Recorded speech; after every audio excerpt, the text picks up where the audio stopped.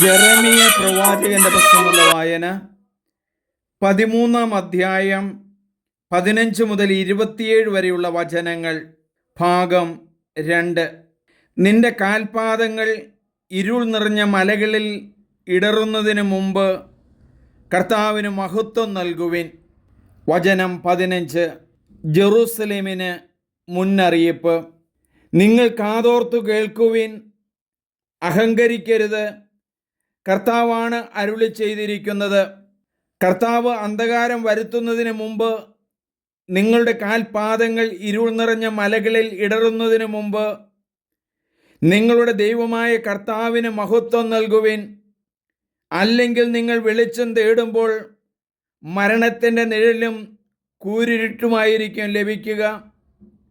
നിങ്ങൾ അനുസരിക്കുന്നില്ലെങ്കിൽ നിങ്ങളുടെ അഹങ്കാരത്തെ ചൊല്ലി രഹസ്യത്തിൽ എൻ്റെ ആത്മാവ് കരയും.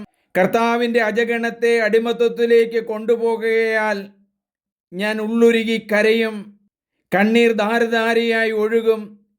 രാജാവിനോടും രാജമാതാവിനോടും പറയുക, സിംഹാസനത്തിൽ നിന്ന് താഴെ ഇറങ്ങുക. നിങ്ങളുടെ മഹത്തായ കിരീടം നിങ്ങളുടെ ശിരസിൽ നിന്ന് താഴെ വീണിരിക്കുന്നു. നെഗേബിലെ നഗരങ്ങൾ ഉപരോധിക്കപ്പെട്ടിരിക്കുന്നു, രക്ഷിക്കാൻ ആരുമില്ല. യൂദാ നാട് കടത്തപ്പെടുന്നു, സകലരെയും അടിമകളായി കൊണ്ടുപോകുന്നു. നീ കണ്ണുകൾ ഉയർത്തി വടക്കുനിന്ന് വരുന്നവരെ കാണുക.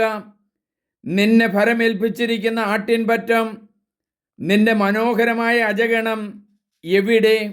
ശത്രുക്കളെന്ന് കരുതിയിരുന്നവർ നിന്നെ തോൽപ്പിച്ച് നിന്റെ മേൽ ഭരണം നടത്തുമ്പോൾ നീ എന്തു പറയും? ഈറ്റുനോവെടുത്തവളെ പോലെ നീ വേദനയാൽ പുളയുകയല്ലേ? എനിക്ക് എന്തുകൊണ്ട് ഇങ്ങനെ വന്നു എന്ന് നീ ആത്മഗതം ചെയ്യുന്നുണ്ടാവാം. നിന്റെ തിന്മകളുടെ ആധിക്യം നിമിത്തമാണ് അവർ വസ്ത്രമുരിഞ്ഞ് നിന്നെ ബലാത്കാരം ചെയ്തത്.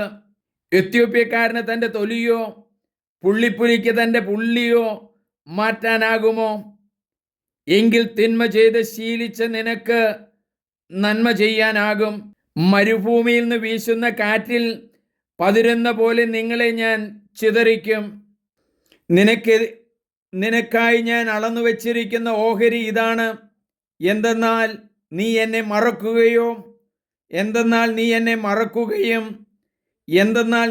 മറക്കുകയും നുണകളിൽ വിശ്വസിക്കുകയും ചെയ്തു. കർത്താവ് അരുളി ചെയ്യുന്നു, ഞാൻ തന്നെ നിന്റെ ഉടുതുണി ഉരിഞ്ഞു മാറ്റും. നിന്റെ നഗ്നത വെളിവാക്കപ്പെടും. നിന്റെ മ്ലേച്ഛതകളും വ്യഭിചാരങ്ങളും വേശ്യാസക്തിയുടെ സിൽക്കാരവും കാമാന്തമായ വേശ്യാവൃത്തികളും നാട്ടിൻപുറത്തും മലകളിലും ഞാൻ കണ്ടു. ജെറൂസലേമേ, നിനക്ക് ദുരിതം, എന്നാണ് നീ ശുദ്ധിയാവുക. നമുക്ക് പ്രാർത്ഥിക്കാം. ജെറമിയ പ്രവാചകനിലൂടെ അരുളി ചെയ്യുകയാണല്ലോ, നിന്റെ കാൽപാദങ്ങൾ ഇരുൾ നിറഞ്ഞ മലകളിൽ ഇടറുന്നതിന് മുമ്പ് കർത്താവിന് മഹത്വം നൽകുവിൻ.